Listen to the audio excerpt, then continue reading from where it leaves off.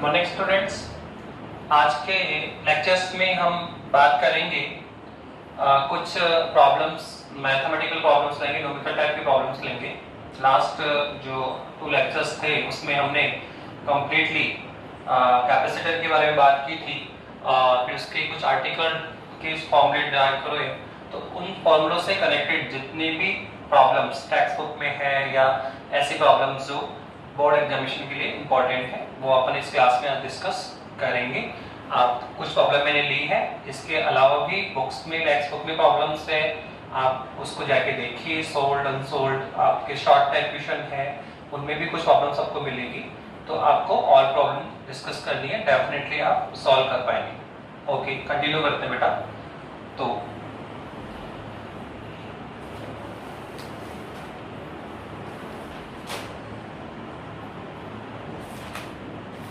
Basically अपन कुछ simple problem से शुरू कर रहे हैं। कुछ प्रॉब्लम तो हमने पहले भी डिस्कस की थी, पर इस लेक्चर में हम लोग कैपेसिटर के बारे में बात करना चाहेंगे कि जो कैपेसिटर होता है सर, उसके जो आपने फॉर्मूला हमने निकाला सर, वो था A excellent naught upon D। ये हमने निकाला सर। ये कब निकाला? जब सर आप वैक्यूम में होते हैं, तो हमें ध्यान रखना है कि वैक्यूम में ये फॉर्मूला यूज करना है। पर अगर मीडियम की बात करें तो फिर हमें फॉर्मूला यूज करना है सब कुछ सेम ही होता है सर, सेम ही लेना है, बस एक्सेलेंट नोट के साथ में एक्सेलेंट आर और यूज करना है। तो सर ये आ जाएगा A epsilon r epsilon naught upon D। ये फॉर्मूला आप कब यूज करेंगे? जब वो मीडियम की बात करें, ठीक है। और अगर वो एयर या वैक्यूम की बात करता है तो फर्स्ट नंबर का फॉर्मूला यूज करेंगे। और अगर हम लोग किस में है सर, मीडियम में है, तो कैपेसिटेंस हम लोग सेकंड फॉर्मूले से यूज करते हुए कैलकुलेट करें, ठीक है। तो कुछ प्रॉब्लम्स है और हमने बताया था बेटा, इसके बाद में कुछ फॉर्मूले और भी डिस्कस किए हमने कि ये है वैक्यूम में, ये है उसमें। फिर हमने जो पार्शियली फिलअप किया था उसमें कितना आया था सर, वो आया था A excellent naught upon sir, ये आया था D minus T upon T upon excellent. ये भी एक फॉर्मूला हमने निकाला।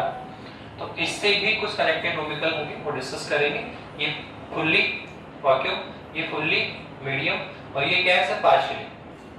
T मोटाई का तो क्या था इसमें, मीडियम था, और रिमेनिंग जो D माइनस T डिस्टेंस में क्या था, एयर था। तो इन सब फॉर्मूला पे हम क्वेश्चन करने जा रहे हैं। देखो, सबसे पहला क्वेश्चन तो है बहुत सिंपल सा है, वो इस फॉर्मूले के लिए बात कर रहे हैं। क्या कहना चाह रहे हैं कि एक कैपेसिटर, जैसे आप देखो कैपेसिटर की जो कैपेसिटी होती है सर, वो एरिया पे डिपेंड है और डिस्टेंस पे डिपेंड है। तो उसने दोनों को चेंज करने के लिए बोला है। उसने कहा है कि एक पैरेलल प्लेट कैपेसिटर, एक पैरेलल प्लेट कैपेसिटर है, उसमें बोला जाता है कि एरिया तो हमें क्या करना है, डबल करना है, और डिस्टेंस को कितना करना है, हाफ करना है। क्या बोल रहा है सर, एरिया तो क्या कर दो डबल और डिस्टेंस कितनी कर दो, हाफ। तो बताइए सर क्या चेंजेस होगा कैपेसिटी में? तो आप देखो, इनिशियल लेटर सपोज हम मान लेते हैं कि ये हमारा क्या है, कैपेसिटर है, ठीक है। इसका एरिया कितना है, A है, और डिस्टेंस कितनी है, D है। तो प्रेजेंट टाइम में जो इसकी कैपेसिटी होगी सर, वो होगी A एक्सेलेंट अपॉन D। अगर सेकंड फ्रेम में वो क्या बोल रहे हैं, सेकंड फ्रेम में उसने बोला कि जो एरिया है ना उसको तो क्या कर दो आप, डबल, और जो डिस्टेंस उसको कितना करो, हाफ। तो बताओ कैपेसिटी में क्या चेंजेस होगा, चेंज होगा या नहीं होगा, इंक्रीज होगी, डिक्रीज होगी, हाफ हो जाएगी, डबल हो जाएगी? तो बहुत सिंपल सा है। उसने क्या कहा कि एरिया को चेंज करना है। तो लेट अस सपोज हमने एरिया को A से क्या कर दिया, A' कर दिया, और सर डिस्टेंस को भी चेंज करने के लिए बोल रहे हैं। तो सर डिस्टेंस को हमने D से कितना कर दिया, D' कर दिया। तो नाउ आफ्टर चेंजिंग जो कैपेसिटी होगी सो वो C से कितना हो जाएगा, C' हो जाएगा, क्योंकि आप एरिया से किस पे आए, A' पर आए। एक्सेलेंट नोट तो वही रहेगा, डिस्टेंस को D से D' कर रहे हो, तो फिर नेचुरल है कि जो कैपेसिटी होगी वो C से C' होगी। तो हमें देखना है कि C' की वैल्यू कितनी होगी, वो जो पहले कैपेसिटी थी उसके इक्वल होगी या उससे इंक्रीज हो जाएगी या उसके 2 टाइम हो जाएगा या उसका हाफ हो जाएगा। तो बहुत सिंपल है, इसमें कुछ नहीं करना, हमें A' और D' की वैल्यू इसमें पुट करनी होगी। तो सर a डैश और d डैश की वैल्यू क्या है, तो वो खुद बोल रहा है कि एरिया तो कितना करना है, डबल। एरिया क्या करना है, डबल। क्वेश्चन नंबर फर्स्ट कर रहे हैं, एरिया क्या करना है, डबल। तो एरिया पहले कितना था a, अब कितना करो 2a, तो एरिया कितना होगा, डबल करना है। तो सर a डैश का मान कितना होगा, जो पहले एरिया उसका डबल कर दो 2a। फिर वो क्या बोल रहा है, सर डिस्टेंस कितनी कर दो, हाफ कर दो। डिस्टेंस कितनी कर दो सर, हाफ करो। तो अब डिस्टेंस पहले कितनी थी सर, d थी, तो अब कितनी होगी, d/2। तो ये जो बहुत वैल्यूज है आप यहाँ पे पुट करें तो हमें c डैश और c रिलेशन मिलेगा। तो c डैश कितना आएगा आपका, सर a डैश तो कितना है 2a है, और सर ये एक्सेलरेट आपका रहेगा, और सर ये जो d डैश है सर वो कितना है, d/2 है। तो सर यहाँ आ जाएगा यहाँ क्या आ जाएगा, d/2 आ जाएगा। अब आप इसको सॉल्व करें तो जो हमारे पास c डैश आएगा सर 2 को ऊपर ले जाओगे तो 2 क्या हो जाएगा सर, 2 2 4, और सर इनसाइड क्या आएगा, a एक्सेलरेट अपॉन b। तो आप देखो एक इंपॉर्टेंट रिजल्ट निकल के आया कि जो हमारे पास कैपेसिटी होगी दिस टाइम, तो सर ये कौन है, सर ये तो है c, पहले की कैपेसिटी। और जब हमने एरिया डबल किया, डिस्टेंस हाफ कर दी, तो अब कैपेसिटी कितनी होगी सर, 4 × c। तो एक इंपॉर्टेंट रिजल्ट हमने देखा कि अगर आप इस एरिया को डबल कर देते हो, डिस्टेंस को हाफ कर देते हो, तो फिर कैपेसिटी कितनी होगी, जो पहले जो कैपेसिटी थी उसकी 4 मल्टीप्लाई हो जाएगी। तो ऐसे क्वेश्चन आपको देखने को मिल सकता है। ऐसे क्वेश्चन भी आ जाए कि केवल डिस्टेंस को हाफ करने पे क्या होगा, तो सिंपल, पहले कितना है a एक्सेलरेट अपॉन d है, फिर वो क्या बोल रहा है, केवल डिस्टेंस चेंज करने के लिए बोल रहा है। क्या बोल रहा है सर, डिस्टेंस को चेंज करो तो एरिया रहने दो, d को d डैश बना दो, तो अभी क्या हो गया, c डैश हो गया।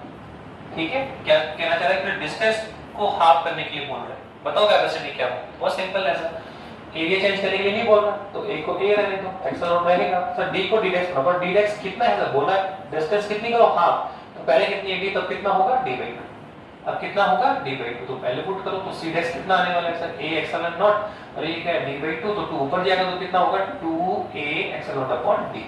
तो c डैश कितना हो जाएगा कि जो पहले कैपेसिटी से कितना हो जाएगा, 2 टाइम हो जाएगा। तो इस टाइप के क्वेश्चन आते हैं कि डिस्टेंस हाफ कर दो, एरिया डबल कर दो, या एरिया को हाफ कर दो, क्या होगा। तो बहुत सिंपल है, आप पहले सिंपल कैपेसिटी का फॉर्मूला लिख दें, और फिर वो जैसे चेंज करने के लिए बोल रहा है वैसे ही आपको चेंज करना है, और फिर c डैश और c में क्या करना है, कंपैरिजन करना है, आपका रिजल्ट आ जाएगा। तो इस टाइप की प्रॉब्लम्स शॉर्ट क्वेश्चन आपसे पूछे जा सकते हैं।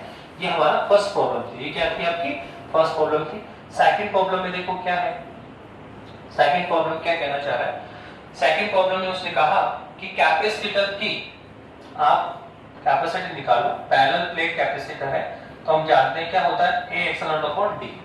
अगर मीडियम की बात करेगा तो ये यूज करेंगे, निर्वात की बात कर रहा है वैक्यूम में तो ये यूज करते हैं, फिलहाल वैक्यूम की बात कर रहे हैं। तो सर हमारे पास ये आ गया। तो सर अगर हमें capacity of the parallel plate निकालना है तो सर हमें क्या क्या चाहिए सर, एक तो डिस्टेंस सी बिटवीन प्लेट्स। तो देखो इसमें डिस्टेंस दे रखी है आपको, कितनी दे रखी है सर, ये है आपका 1 mm। कितना है 1 mm, कन्वर्ट करो तो 1 × 10⁻³ मीटर, मिलीमीटर है तो मीटर में आ जाएगी। साथ में सर ये एक्सेल नोट कितना होता है सर जानते हैं, पहले एरिया लिख लीजिए।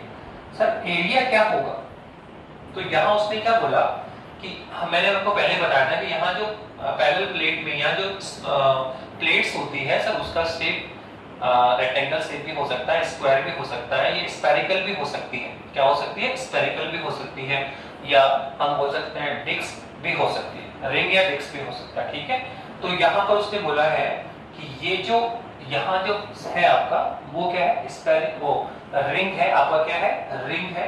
तो यहाँ जो एरिया होगा सर वो कितना होगा सर, πr² होगा।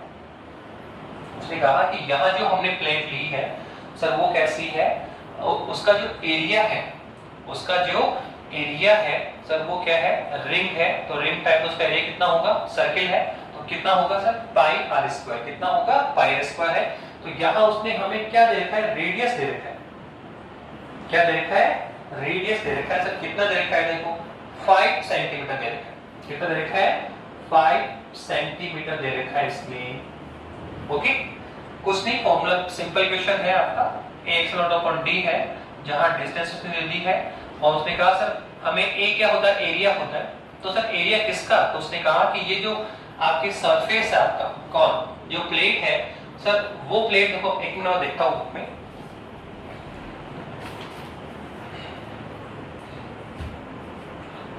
यहाँ जो हमें क्वेश्चन दिया है देखो बेटा, वो उसमें हमें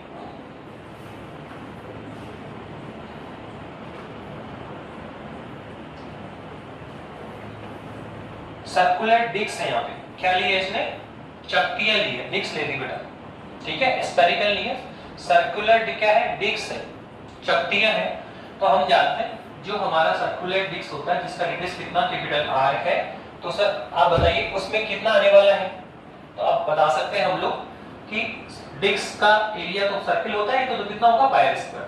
तो यही कंफ्यूजन था कि यहाँ जो सरफेस किस टाइप का है, बहुत सिंपल है, कैपेसिटी क्या होती है, x1/d होता है, डिस्टेंस दे रखी है, और यहाँ जो सरफेस ले रखा है इसने वो डिस्क टाइप का है, और जब डिस्क है तो एरिया भी किसका होगा, डिस्क का वो कितना होता है सर, पाई आर स्क्वायर। कितना होता है सर, पाई आर स्क्वायर होता है। तो बताओ एरिया कितना निकालोगे आप, सर ये पाई तो कितना है 3.14, और सर इनटू में बोलो क्या है, ठीक है, आर कौन है, रेडियस 5 सेंटीमीटर, तो ये आएगा 5 × 10⁻² मीटर का क्या आएगा, होल स्क्वायर।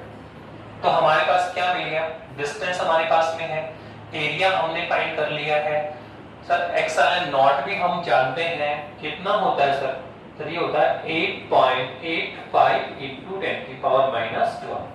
तो आप देखो हमें इस फॉर्मूले में जितनी भी वैल्यू की नीड है वो सब कुछ हमारे पास में है। एक्सएलएन नॉट वी नो हम जानते हैं, डिस्टेंस सर 1 mm गिवन है, एरिया सर कितना होगा, तो उसने कहा कि यहाँ जो कंडक्टर्स ये प्लेट्स है सर वो क्या है सर, डिस्क शेप की है ना, इसका शेप कैसा भी हो सकता है, स्फेरिकल हो सकता है, डिस्क हो सकता है, रेक्टेंगल प्लेट्स हो सकती है, स्क्वायर प्लेट हो सकती है, ठीक है। बस जो शेप फर्स्ट प्लेट का होगा वही शेप किसका होना चाहिए, सेकंड प्लेट का होना चाहिए। तो यहाँ एरिया हम क्या लेंगे, पाई स्क्वायर लेंगे, क्या लेंगे, पाई स्क्वायर लेंगे। तो बस सिंपल है, रेडियस दे रखा है तो एरिया फाइंड कर सकते हैं। तो कंप्लीट हम यहाँ से क्या निकाल लेंगे, सी निकाल लेंगे। तो अभी बहुत सिंपल से दो प्रॉब्लम करिए, ये तो बहुत सिंपल था, उसने कहा एरिया डबल कर दो, डिस्टेंस हाफ करो, क्या हुआ सर, कैपेसिटी कितनी, 4 है मुझे। सेकंड क्वेश्चन में उसने एरिया दिया, डिस्टेंस दे रखी है, और क्या बोल रहा है, कैपेसिटी फाइंड करो। इसके बाद देखो नेक्स्ट प्रॉब्लम्स क्या है, इसके बाद में जो नेक्स्ट प्रॉब्लम है वो देखिए,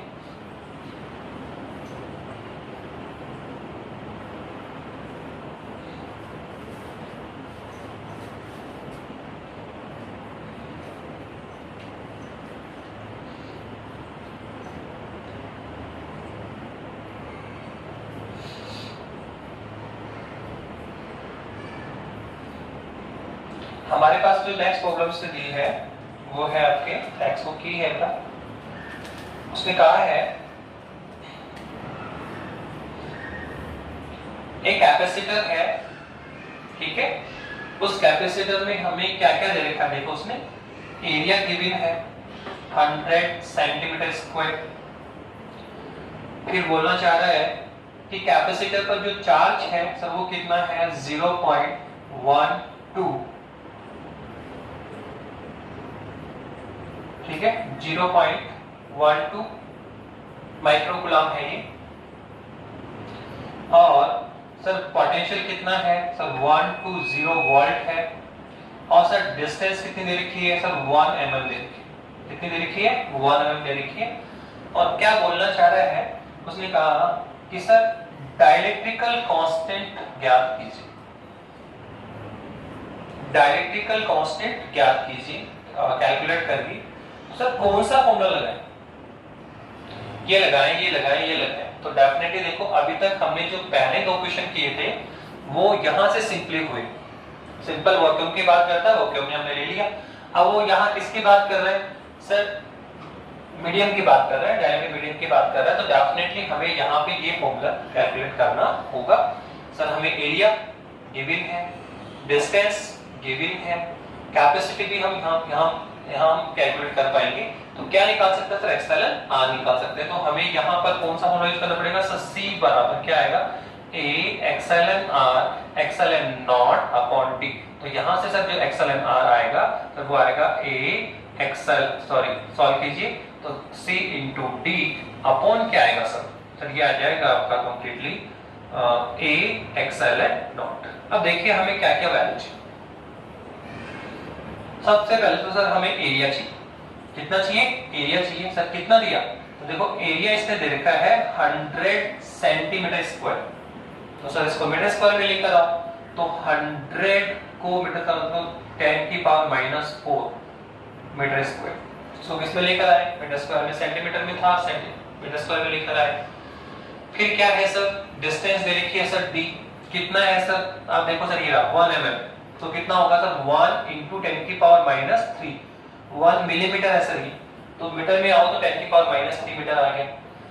सर एरिया आ गया, हाँ सर, डिस्टेंस आ गया, हाँ sir, epsilon naught, sir epsilon naught भी हम जानते हैं सर, कितना होता है सर 8.85 × 10 की पावर -12। ओके, तो सर आप देखो डिस्टेंस क्लियर है, एरिया भी क्लियर है, एक्सल नोट भी हमें पता है सर। अभी एक सी कैपेसिटी नहीं मिली सर इसकी, जब तक आप हमें कैपेसिटी नहीं दोगे तब तक हम एक्सल कैलकुलेट नहीं कर सकते सर। तो आप देखो कैपेसिटी इसने दी है, कैपेसिटी सर नहीं, कैपेसिटी तो नहीं दी सर उसने, कैपेसिटी उसने गिवन किया है but in terms of charge and potential. आप जानते हैं कैपेसिटी क्या होती है, चार्ज अपॉन पोटेंशियल होता है, चार्ज अपॉन क्या होता है, पोटेंशियल होता है। तो आप चार्ज दे रखे हैं, हाँ सर दे रखे हैं, पोटेंशियल है, हाँ सर दे रखा है, तो क्या हम यहां से कैपेसिटी नहीं निकाल सकते? तो पहले हमें यहाँ पे कैपेसिटी कैलकुलेट करनी होगी। कितना होगा सर, निकाल लीजिए सर, सिंपल, क्यों कितना है सर, ये है 0.12 माइक्रोकूलम, तो सर 10 की पावर -6 कूलम हो गया, अपॉन में सर कौन है 102 वाट। सर ये किसकी वैल्यू आएगी पहले यहाँ पे, आप देखो सर ये हमने किसकी वैल्यू निकाली, कैपेसिटी की वैल्यू निकाली।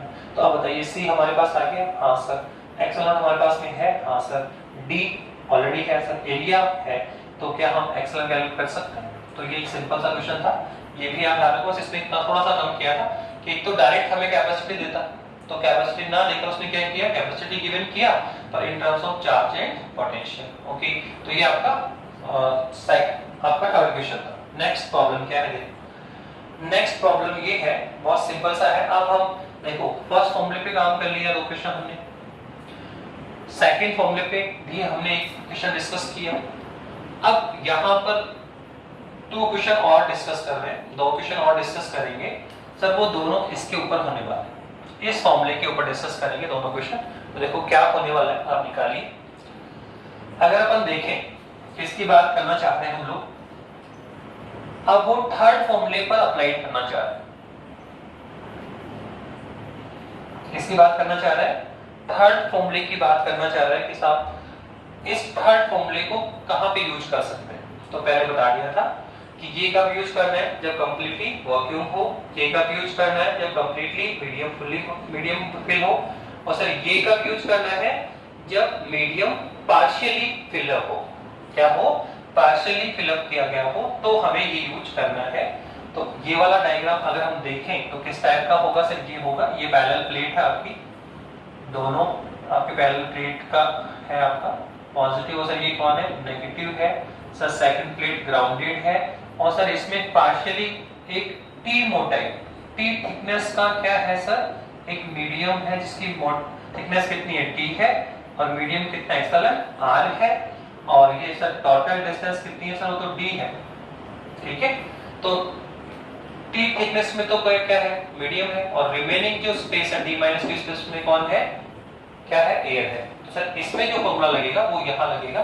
तो यहाँ जो क्वेश्चन नंबर हम 4 कर रहे हैं सर, वो क्या है सर, यहाँ फॉर्मूला लगेगा C बराबर A epsilon naught upon D minus T plus T upon epsilon R. इसको सॉल्व करना चाहते हैं। तो सर क्या क्या गिवन कर रखा है, तो आप देखो ये क्वेश्चन तो बहुत ही ऑर्डिनरी है, टेक्स्ट बुक का है, अब सारी वैल्यू आपको दे रखी है, कंप्लीट जो भी आपको यहाँ पे नीड है सबकी सब उसने राइट डाउन किया है। सबसे पहले बोल रहा है कि हमारे पास एरिया कितना है सर, 2 × 10 की पावर -3 मीटर स्क्वायर। ओके, फिर सर उसने कहा कि डिस्टेंस कितनी है सर, सर डिस्टेंस की बात करोगे तो उसने कहा 0.01 मीटर दे रखा है।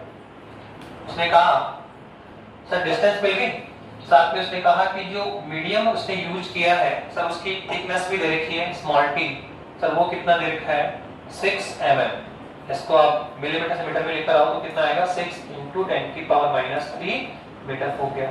तो सर एरिया गिवन है, डिस्टेंस गिवन है, और थिकनेस भी गिवन है, और क्या चाहिए सर, आप देखो एरिया मिल गया, हाँ सर डिस्टेंस मिल गया, हाँ सर थिकनेस मिल गया, हाँ सर अभी तो सर एक्सएल आर और चाहिए माध्यम का डायरेक्ट कांस्टेंट, तो एक्सएल आर भी उसमें लिखा है कितना है सर 3 है, एक्सएल कितना है यहाँ पे 6 3 है। फिर बोलना चाहता है सी कैलकुलेट करो, क्या करो सी कैलकुलेट करो, तो एजी की कोई भी कर सकता है। यहाँ पे ऑल वैल्यू आपको मिल गई, एरिया मिल गया, डिस्टेंस मिल गई है, जो मीडियम है उसकी थिकनेस दे रखी है, डायरेक्टिकल कांस्टेंट दे रखा है, और डायरेक्टली हमें क्या निकालना सी कैलकुलेट करना। तो ये तो सबसे ऑर्डिनरी क्वेश्चन था।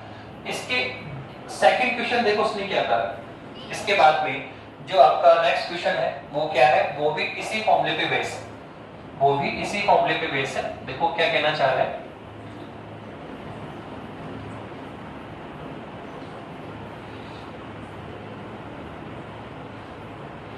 यहाँ पे क्या कह रहा है, उसने कहा है नेक्स्ट क्वेश्चन इंपॉर्टेंट है, ये कई बार एग्जामिनेशन में आ जाता है। उसने कहा कि प्लेटों के बिटवीन, एक आप जानते हैं सर ये टी मोटाई का मीडियम डाल देते हैं सर हम यहाँ पे, जो एक्सएल आर है और ये कौन है टी मोटाई है, और सर ये टोटल डिस्टेंस कितनी है डी है। तो क्वेश्चन बहुत सिंपल है। उसने कहा कि इस केस में कैपेसिटी फाइंड करो, और तो जानते हैं सर ये ना कितना है C बराबर A, कितना है सर C बराबर A एक्सएल नॉट अपॉन कितना है सर ये D minus T plus T upon XL are, ये दे रखा है सर, मुझे इसको कैलकुलेट करना है, यहां से निकालना है सर। ऐसा सिमिलर क्वेश्चन हमने अभी लास्ट भी किया, पर ये एज ए थ्योरेटिकल होगा। बस उसने क्या कहा कि सर ये जो मीडियम की डिस्टेंस है ना सर वो कितनी है 3d/4 है, बस ये इसने दे रखा है कुछ नहीं। तो calculate the capacitance of the this case, इस केस में कैपेसिटी कितनी होगी वो निकालिए। केवल और केवल उसने क्या दे रखा है डिस्टेंस और thickness of the dielectric constant medium कितना है 3d/4 है, तो आप एजी को कैलकुलेट कर सकते हैं। आप क्या करना है सर कुछ नहीं, आप वैल्यू पुट कर दो, C बराबर कितना आने वाला है सर, एरिया कितना है A एक्सएल नॉट अपॉन में क्या है सर बताइए, करिए कैलकुलेट कितना आने वाला है सर। ये आएगा हमारे पास में कौन है सर, ये है आपका D माइनस T कौन है सर, ये जो डिस्टेंस है उसका 3/4, तो कितना आएगा 3d/4, फिर क्या आएगा प्लस कौन है सर T, कितना है 3d/4 है, तो 4 नीचे और एक्सएल है R।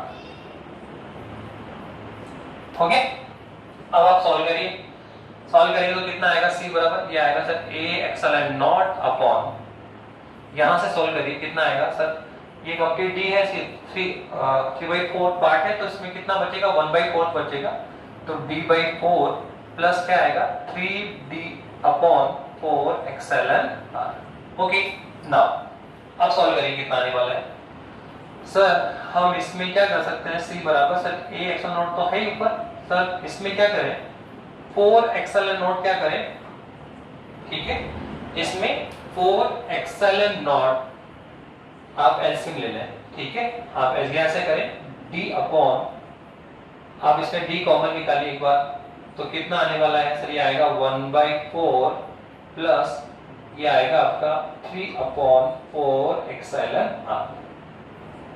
ओके, फिर इसके बाद में क्या करना है हमें सर, इसमें आप क्या करें करिए A XL not upon D, तो क्या करना है आपको D तो बाहर है आपका, और सर आप इसमें क्या करें 4 एक्सएल आर एलसीएम लें, तो सर हमारे पास यहाँ पे क्या आने वाला है, देखो क्या लिया ऐसे मिला, तो एक्सएल आर कितना आएगा, तो सर यहाँ तो आएगा एक्सएल आर प्लस, और यहाँ पे आएगा 3 एक्सएल 3, यहाँ पे आएगा 3, यहाँ पे कितना आएगा 3 आएगा। उसने क्या तो एलसीएम लिया है, तो 4 से डिवाइड करो एक्सएल आर आएगा, और यहाँ पे कितना आएगा 3, तो ये अपने कंप्लीट कर लिया। अब इसको क्या करें 4 एक्सएल आर को ऊपर ले जाऊं, तो कितना आने वाला है sir 4 XL are upon XL are plus 3, हो गया ये, और इनटू में कौन है सर, इनटू में आएगा A XL not upon D, ठीक है। तो ये हमारे पास कौन है कैपेसिटी C डेक्स, इसको मान लीजिए C डेक्स मान लीजिए, ठीक है। तो लास्ट में कंपैरिजन भी करना चाह रहा है वो कि एक बार आप कैसे ले लें इसकी कंपेरिजन किससे करें? वैक्यूम से करें। किससे करें इसको कंपेरिजन? कि अगर मैं इसको फिल नहीं करता कंप्लीट, इसको वैक्यूम छोड़ता, तो कितनी कैपेसिटी होती है सर? x1/t। तो उस टर्म्स में हम इसका आंसर दे सकते हैं। वैसे तो रिजल्ट तो यही है, आप यही आपका आंसर आ गया। पर अगर आप इन टर्म्स ऑफ वैक्यूम इसको रिजल्ट देना चाह रहे हो, तो आप देखो ये लास्ट में हमने सेपरेट कर लिया। ये कौन आपका? ये C' है और ये कौन आपका C है। तो क्या मिल रहा है कि सर अगर हम इसमें पार्शियली 3D/4 थिकनेस का मीडियम पुट करते हैं, तो जो इसकी कैपेसिटी है सर, वो जो वैक्यूम है, जो आपका वैक्यूम है सर, उसका कितना मल्टीप्लाई हो जाएगा सर? 4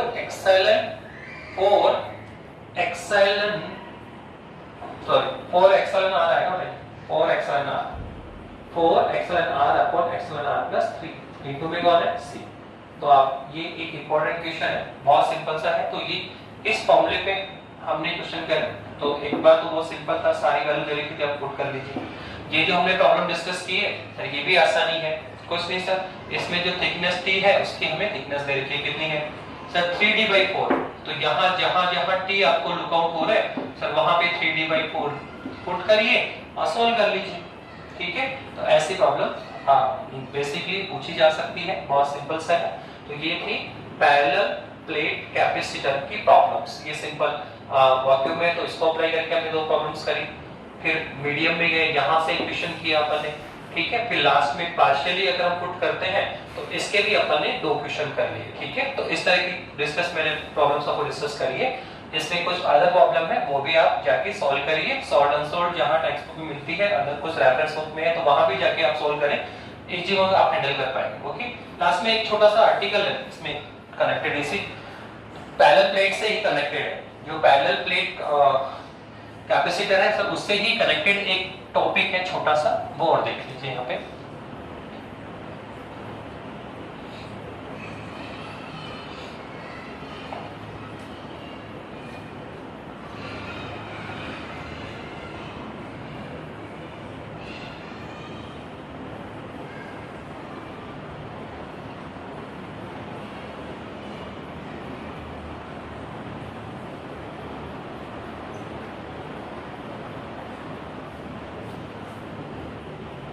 देखिए टॉपिक है आपका कि हमने पैरेलल प्लेट किया, तो ये है हमारा पैरेलल प्लेट कैपेसिटर। क्या होता है सर, इसके यहाँ जो इनसाइड है सर, वहां पे पॉजिटिव चार्ज होता है। एक प्लेट पे क्या होता है सर? पॉजिटिव चार्ज होता है। और जो आपके साथ सेकंड प्लेट है सर, वहां पे नेगेटिव चार्ज होता है सर, ठीक है। ये आपकी प्लेट है सर, एक पे पॉजिटिव चार्ज और सर एक पे क्या होता है? नेगेटिव चार्ज होता है, ओके। और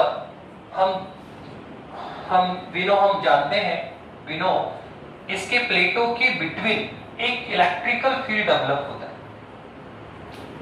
इस प्लेटों के बिटवीन एक इलेक्ट्रिकल फील्ड डेवलप होगा सर, वो कितना होता है सर? वो हम ये भी जानते हैं, सिग्मा अपॉन एप्सिलॉन नॉट होता है। जानते हैं प्लेटों में हमने यूज किया इसको कि develop electrical field between plates कितना होता है? Sigma upon epsilon not. अभी हमने काफी बार यूज किया इसको। फिलहाल वो कहना चाहता है कि इस पैरेलल प्लेट के बिटवीन का जो स्पेस है, अगर हम इसमें डाइलेक्ट्रिकल डालते हैं, कोई भी कुछ अलग माध्यम पुट करते हैं, परावर्तन माध्यम पुट करते हैं, तो बताइए इलेक्ट्रिकल फील्ड पर क्या इफेक्ट आएगा? इसके इलेक्ट्रिकल फील्ड पर क्या इफेक्ट आएगा, ये हमारा टॉपिक होगा। अभी तक तो हम इफेक्ट किस पे देख रहे थे? कैपेसिटी पे देख रहे थे कि कैपेसिटी पे क्या इफेक्ट आएगा।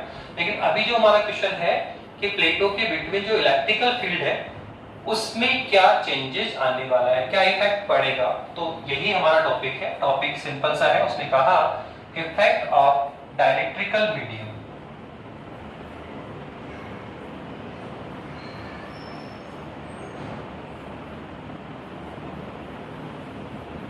Effect of डाइलेक्ट्रिकल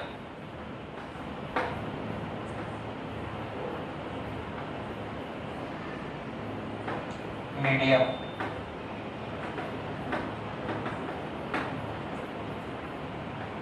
effect of dielectrical medium fielded that between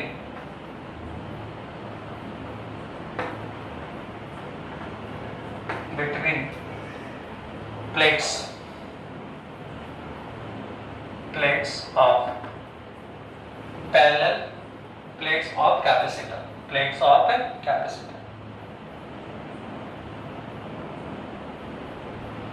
okay. Capacitor के प्लेटों के बीच हमें क्या फिल करना है, एक परावर्तक माध्यम डालना है, कुचालक माध्यम डालना है, बनाना मोम डाल सकते हैं, अभ्रक डाल सकते हैं, कोई भी हमें कुचालक मीडियम पुट करना है। तो सर इसके इलेक्ट्रिकल फील्ड पर क्या इफेक्ट आएगा, इसके इलेक्ट्रिकल फील्ड पर क्या इफेक्ट आएगा। सिंपल अगर हम इसको हिंदी में बोलेंगे तो ये होगा संधारित्र की प्लेटों के मध्य तेरा वैद्युतांक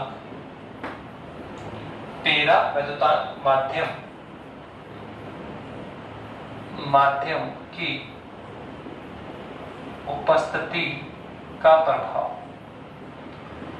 छोटा सा टॉपिक है, इस पर इलेक्ट्रिकल फील्ड पर क्या इफेक्ट आने वाला है, इलेक्ट्रिकल फील्ड पर क्या इफेक्ट आने वाला है वो हमें देखना है। तो देखो सिंपल सा है, हमने एक पैरेलल प्लेट ले लिया है जिसकी इस प्लेट पे पॉजिटिव चार्ज होता है, इस पे नेगेटिव चार्ज होगा, यहाँ पे क्या होगा प्लस क्यू चार्ज होगा, यहाँ पे सर माइनस क्यू चार्ज होगा। सर जो इसकी डिस्टेंस होती है सर वो कितनी होती है, स्मॉल डी होती है। और प्लेटों के बिटवीन जो इलेक्ट्रिकल फील्ड डेवलप होगा, प्लेटों के बिटवीन जो इलेक्ट्रिकल फील्ड डेवलप होगा सर वो कितना होता है, सिग्मा अपॉन एप्सिलॉन नॉट। तो हम बोलेंगे इलेक्ट्रिकल फील्ड बिटवीन प्लेट्स, क्या लिखने जा रहे हैं, इलेक्ट्रिकल फील्ड बिटवीन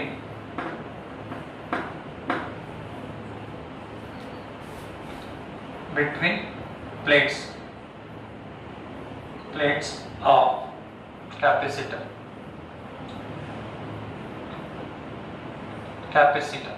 कितना आने वाला है सर, हम जानते हैं कितना आएगा, sigma upon epsilon naught, where sigma कौन है सर, जानते हैं सर सिग्मा क्या है सर, ये सर सरफेस चार्ज डेंसिटी। ये सिग्मा कौन है जहां पर सर, ये है सरफेस चार्ज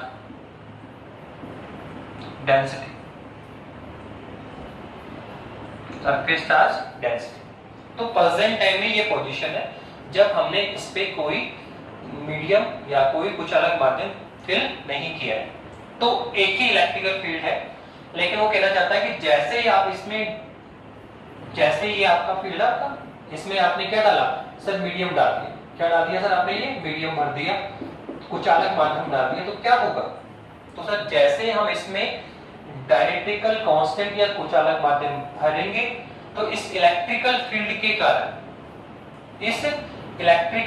के कारण ये जो कुछ अलग मीडियम है, डायरेक्ट्रिकल मीडियम है, इसके जितने भी मॉलिक्यूलर है सर वो क्या हो जाएंगे, पोलराइज हो जाएंगे। क्या हो जाएंगे सर, वो पोलराइज हो जाएंगे। और कैसा शेप बनाएंगे, वो इस तरह का पेड़ बनाएंगे सर, ऐसे बनेगा सर, इस तरह के पेड़ बन जाएंगे, माइनस प्लस इस तरह का पेड़ डेवलप होगा, ऐसे माइनस प्लस बनाते जाइए, कंप्लीट ऐसा ही सही बनने वाला है।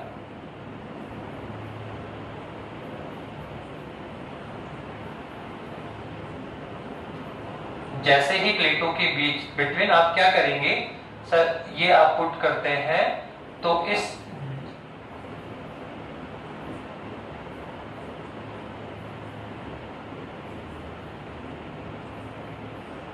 ये होने वाला है। जब तक ब्लैंक था तो ये इलेक्ट्रिकल फील्ड था, पर जैसे ही हमने इसमें डायरेक्ट्रिकल कांस्टेंट डाला तो यहाँ जो इलेक्ट्रिकल फील्ड है सर, यहाँ पे ये रहा सर, कितना है, सिग्मा अपॉन एप्सिलॉन नॉट, ये इलेक्ट्रिकल फील्ड है सर, यहाँ है जिसकी डायरेक्शन में दिखता है माइनस टू प्लस की हो। तो सर ये इस इलेक्ट्रिकल फील्ड के कारण ये जो आपका डायलेक्ट्रिकल मीडियम है सर, उसके जितने भी मॉलिक्यूलर है, जितने भी अणु हैं, वो सब के सब क्या हो जाएंगे, पोलराइज हो जाएंगे, ध्रुवित हो जाएंगे। क्या हो जाएंगे, पोलराइज हो जाएंगे, ध्रुवित हो जाएंगे। और इस तरह का पेयर और इस तरह के पेयर में, ठीक है, कंबाइंड होंगे। इस तरह के पेयर में क्या होंगे, कंबाइंड हो रहे। कुल मिला के हम बोल सकते हैं कि प्लेटों के बीच जो डायरेक्टिकल कांस्टेंट है उसके सारे मॉलिक्यूलर पोलराइज हो गए, ध्रुवित हो गए। तो इस पोलराइज के कारण, इस पोलराइज के कारण, इस ध्रुवण के कारण, इस ध्रुवित प्रक्रिया के कारण इस प्लेटों के बिटवीन, इन प्लेटों के बिटवीन एक एक्स्ट्रा इलेक्ट्रिकल फील्ड और डेवलप होगा। जैसे ही आप यहाँ पे डालोगे तो इलेक्ट्रिकल फील्ड के कारण जो कुचालक मीडियम है उसके सारे अणु क्या हो जाएंगे, ध्रुवित हो जाएंगे, पोलराइज हो जाएंगे। तो इस पोलराइज के कारण यहाँ एक एक्स्ट्रा इलेक्ट्रिकल फील्ड और डेवलप होगा। एक तो पहले था, पर एक एक्स्ट्रा इलेक्ट्रिक फील्ड डेवलप और होगा। सर वो कहां पे होगा, तो ध्यान रखना, वो एक्स्ट्रा इलेक्ट्रिकल फील्ड डेवलप होगा ईपी, पोलराइज या इंड्यूस्ड इलेक्ट्रिकल फील्ड। क्या होगा, पोलराइज इंड्यूस्ड इलेक्ट्रिकल फील्ड होगा। सर वो कितना होगा, सर वो भी सिग्मा अपॉन एप्सिलॉन नॉट ही होगा, पर ये पोलराइज होगा। क्या होगा, ये पोलराइज होगा। और इसकी डायरेक्शन कहां पे होती है सर, सर इसकी डायरेक्शन होगी जो हमारा इलेक्ट्रिकल फील्ड पहले डेवलप था उसके एंटी अपोजिट डायरेक्शन। तो हम कह रहे हैं कि जब हमने इसमें डायरेक्ट कांस्टेंट नहीं फिल किया था तब एक ही इलेक्ट्रिकल फील्ड था, पर जैसे ही हमने इसमें कुचालक मीडियम डाला तो इलेक्ट्रिकल फील्ड के कारण इसके जितने भी मॉलिक्यूलर हैं वो क्या हो जाते हैं सर, इलेक्ट्रिकल पोलराइज हो जाएंगे और इलेक्ट्रिकल फील्ड की डायरेक्शन में क्या हो जाएंगे, संरेखित हो जाएंगे। इलेक्ट्रिकल फील्ड की डायरेक्शन में क्या हो जाएंगे, संरेखित हो जाएंगे। और इसके कारण यहाँ पर एक एक्स्ट्रा इलेक्ट्रिक फील्ड और डेवलप होगा जिसे हम बोलते हैं इंड्यूशन इलेक्ट्रिकल फील्ड। क्या बोलते हैं उसको, इंड्यूशन इलेक्ट्रिकल फील्ड होगा, जो कि कितना होगा सर, होगा सिग्मा अपॉन एप्सिलॉन नॉट ही होगा। बस ये पोलराइज पी के फॉर्म में होगा और इसकी डायरेक्शन कहां पे होगी सर, इलेक्ट्रिकल फील्ड के अपोजिट डायरेक्शन में होगा। तो हम कहेंगे कि यहाँ पर जैसे ही फिल करते हो तो एक एक्स्ट्रा इलेक्ट्रिकल फील्ड और डेवलप होगा। तो हम कह रहे हैं thus here one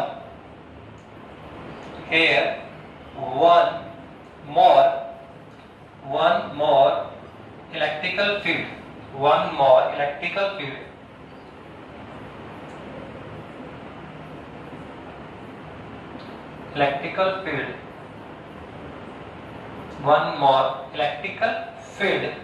is produced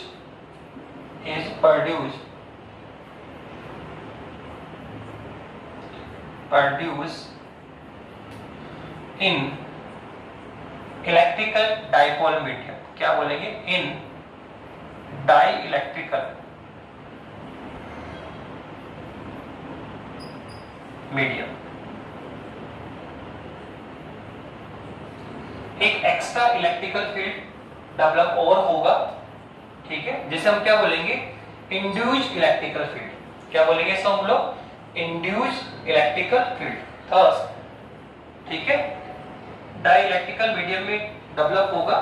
किधर सर, अपोजिट डायरेक्शन ऑफ ई। कहां पे होगा, कौन सर, अपोजिट डायरेक्शन में होगा। तो हम बोलेंगे produced in electrical medium opposite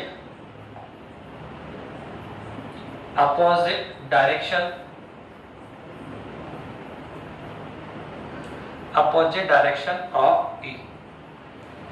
जो इलेक्ट्रिकल फील्ड ई है उसके अपोजिट डायरेक्शन में डेवलप होगा। तो देन इंड्यूस्ड इलेक्ट्रिकल फील्ड। क्या बोला हमने, इंड्यूस्ड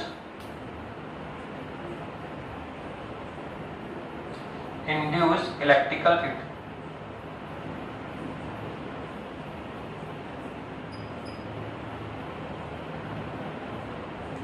कितना होगा सर, ईपी।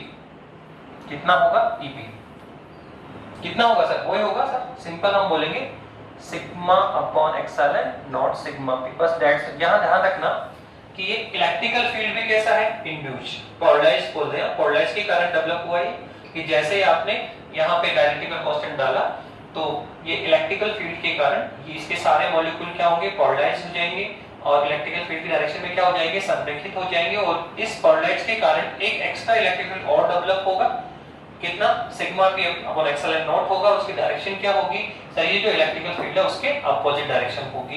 तो यहाँ पे जो सिग्मा पी है सर ये कौन है सर, ये भी वही है सर, सरफेस चार्ज डेंसिटी है। कौन है सर, ये सरफेस चार्ज डेंसिटी है, पर ये क्या है, कौन सी सर, इंड्यूस है। ये कौन सी है sir, induce surface charge density.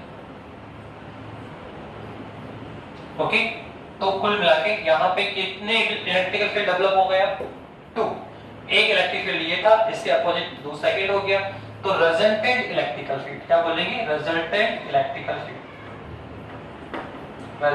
Electrical field कितना आएगा सर, वो आने वाला है E1। कितना आने वाला है सर, वो आएगा E माइनस EP,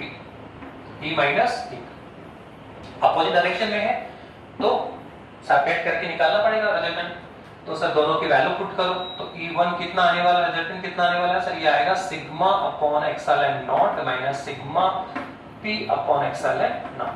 तो कॉमन निकालिए, कितना आने वाला है सर, ये आएगा sigma minus sigma P upon में क्या आएगा, एक्सएलएन नॉट। तो ये हमने निकाल लिया electrical field due to polarise. Electrical constant डाला, पोलराइज हुआ और इलेक्ट्रिकल फील्ड हमने नया निकाल लिया। पर by definition of the electrical field वापस से लिखने जा रहे हैं sir, electrical field here, electrical field by definition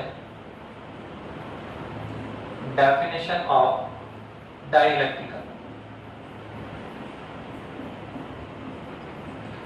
आप सोचिए सर डेफिनेशन डायइलेक्ट्रिकल क्या बोलता है, बता तो दिया सर आपको कि जैसे सर कैपेसिटर सर AXN/D होता है, तो सर आप इसमें मीडियम यूज करोगे, डायइलेक्ट्रिकल कांस्टेंट यूज करो तो सीडेक्स हो जाएगा, कितना होगा AXN/D।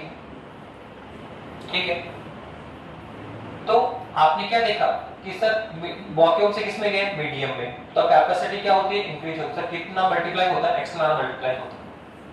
ऐसे आप इलेक्ट्रिकल फील्ड के बारे में सर्च करो, तो इलेक्ट्रिकल फील्ड में अगर हम देखें, इलेक्ट्रिकल फील्ड की बात करो तो इलेक्ट्रिकल फील्ड में आप जाओगे ना, तो यहाँ सिग्मा अपॉन एक्सएलएन नॉट एक्सएलएन आ रहा है। ये तो आता है कि क्या होता है कि अगर हम लोग मीडियम से किस में जाते हैं, वैक्यूम से किस में जाते हैं, मीडियम में, तो वैक्यूम में तो केवल क्या होता है, एक्सएलएन नॉट होता है, और मीडियम में जाते हैं क्या होता है, कुछ नहीं, छोटा सा चेंज होगा कि जहां एक्सएलएन नॉट है वहां पे उसके साथ में एक्सएलएन आर और आ जाता है।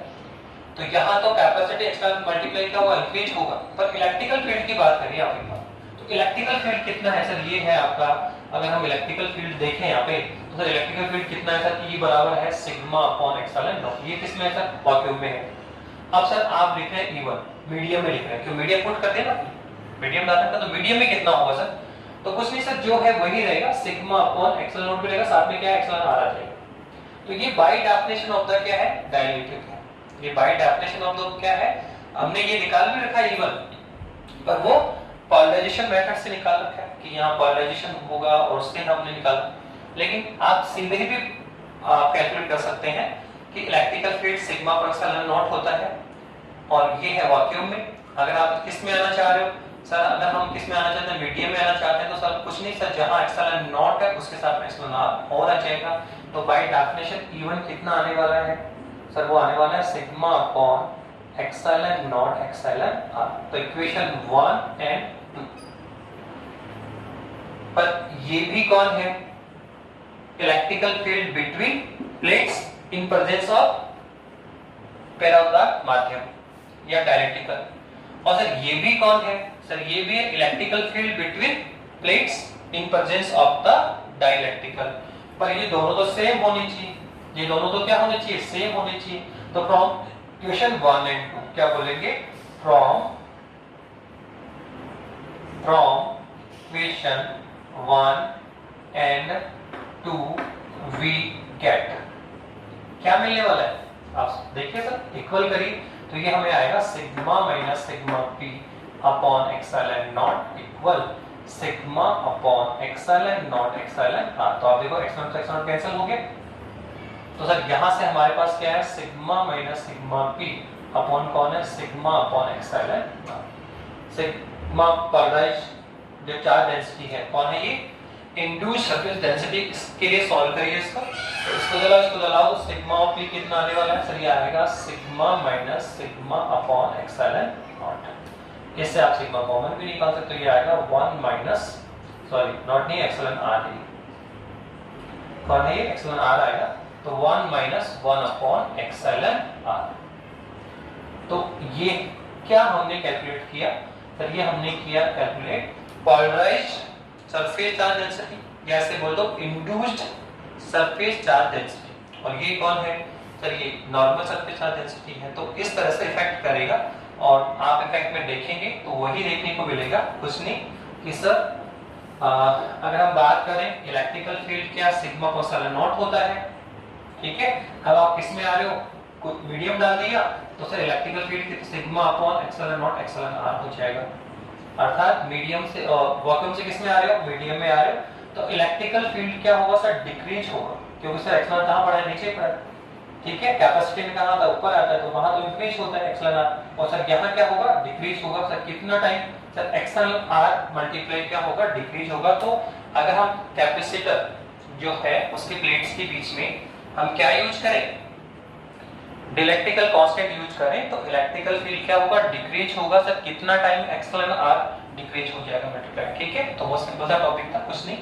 तो इलेक्ट्रिक फील्ड ये होता है। फिर उसने बोला कि इसमें एक इलेक्ट्रिकल कांस्टेंट फिल कर दीजिए, कुछ अलग माध्यम फिल कर दो। तो जैसे आप फिल करोगे तो इस इलेक्ट्रिकल फील्ड के प्रेजेंस में सारे जो मॉलिक्यूलर है वो प्रोड्यूस हो जाएंगे, सॉरी पोलराइज हो जाएंगे, और इलेक्ट्रिकल फील्ड की डायरेक्शन में क्या हो जाएंगे, संरेखित हो जाएंगे। इस पोलराइज के कारण क्या होगा, यहाँ पे एक एक्स्ट्रा इलेक्ट्रिकल फील्ड और डेवलप हो जाएगा, जिसे हम बोलते हैं इंड्यूस्ड इलेक्ट्रिकल फील्ड। और वो किस डायरेक्शन में होगा सर, इस इलेक्ट्रिकल फील्ड के अपोजिट डायरेक्शन में होगा। तो सर फिर रिजल्टेंट इलेक्ट्रिक फील्ड क्या होगा सर, E माइनस EP। तो सर रिजल्टेंट निकाल लिया, तो सर ये रिजल्टेंट निकाल लिया हमने, पर ये हमने निकाला बाय पोलराइजेशन, ठीक है।